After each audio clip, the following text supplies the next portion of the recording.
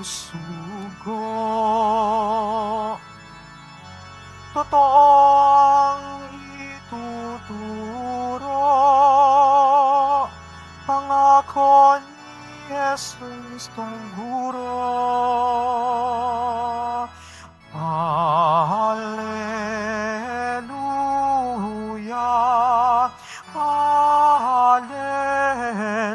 Alleluia, Alleluia, Alleluia.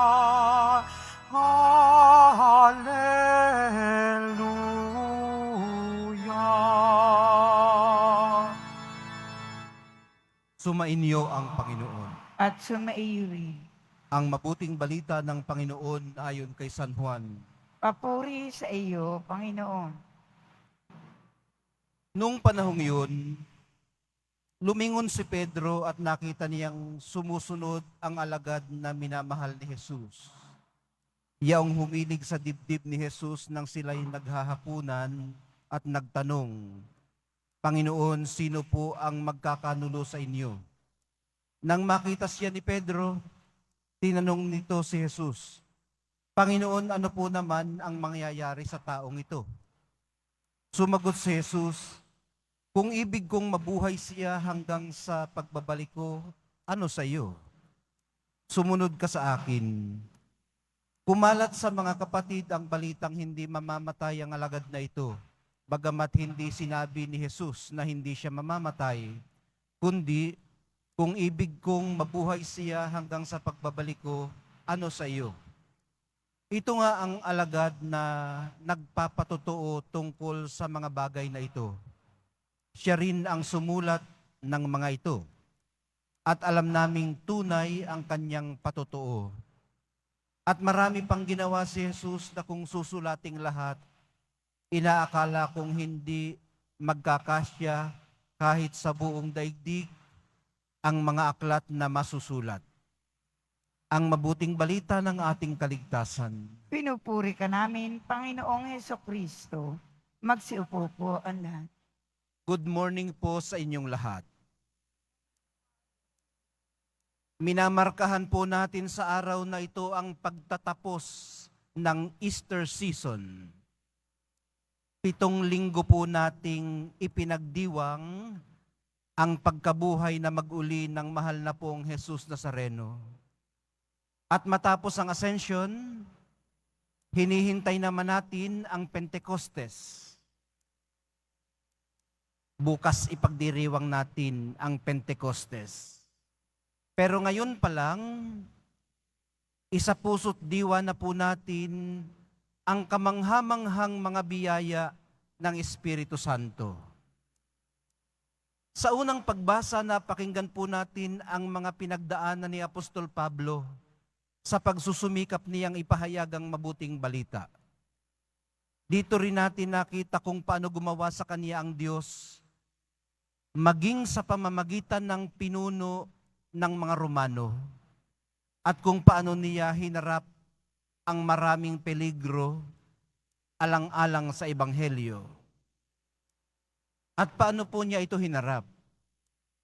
Buong tapang po niyang hinarap ang mga peligrong ito alang-alang sa Ebanghelyo. Dumulog siya maging sa emperador ng Roma, bagamat wala siyang sakdal. Nagawa niya ito dahil alam niyang suma sa kanya ang Espiritu Santo. Kasama niya ang Diyos sa paglalakbay niya sa buhay at sa kanyang ministeryo hanggang sa dulo. Magiging martir siya roon sa Roma sa mga kamay ni Emperador Nero. Samantala sa Ebanghelyo, ang beloved disciple naman ay magmimisyon sa silangan. Magiging misyonero siya doon kahit sa Greece at sa iba pang lugar sa East. Maaaring tatanda siya roon at mamamatay sa Efeso o sa Patmos. Kanya-kanyang linya, pero nagkakaisa. Kanya-kanyang gampanin, pero iisa ang misyon. Iba-iba man ang ating lahi at wika, ang lahat ay kanyang pinag-iisa sa lengguwaheng naiintindihan nating lahat. Ang lengguwahe ng pag-ibig, kagalakan, kapayapaan, pagtityaga, kabaitan, kabutihan, katapatan, kahinahunan, at pagpipigil sa sarili. Lengguwaheng naiintindihan nating lahat,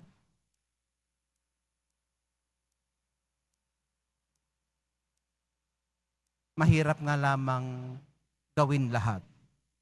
Lalo na, siguro, ang pagpipigil sa sarili.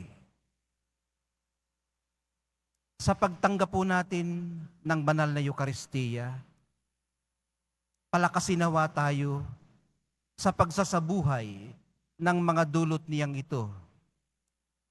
Siya rin nawang tumulong sa atin pag tayo ay nagkukulang.